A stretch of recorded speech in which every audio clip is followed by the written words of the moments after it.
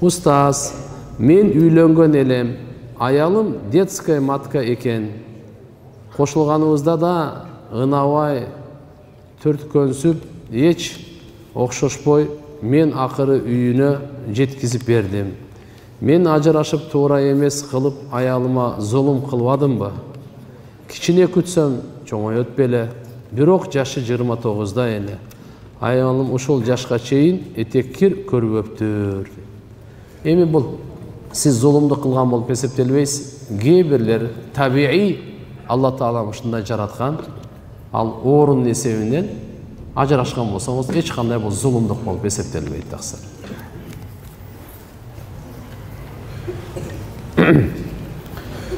Жүрөктөн дүйнөнү кантип чыгарса болот? Subhanallah. Жүрөктөн дүйнөнү La ilahe illallah менен чыгарса болот. La ilahe бул чыгара турган нерсе. Illallah киргизе турган нерсе. La ilahe бул нафи, illallah испат дейт.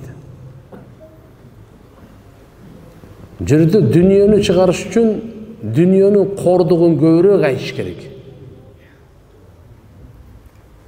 Dünyada Allah Subhanahu ve Taala'nın aldığında لو كانت الدنيا تعدل عند الله جناح بعوضة Peygamberimiz aytат, eğer de dünya Allah'ın aldığında çirkeydin kanatınçalık baravar bolsa ma saqallahu kafiran şurba ma'in.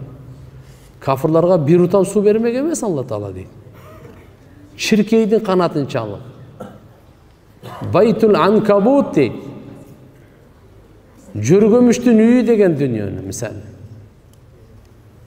Дүйнөнү биз мындай караганда жүрөктөн мухаббаты чыгыш үчүн ахиретти көбүрөөк айтайлы.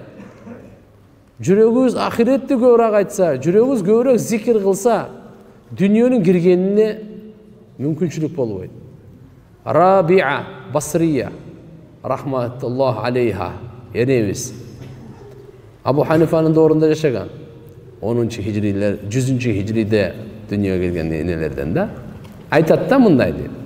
Biri enebizden soraptı, Rabia enebizden.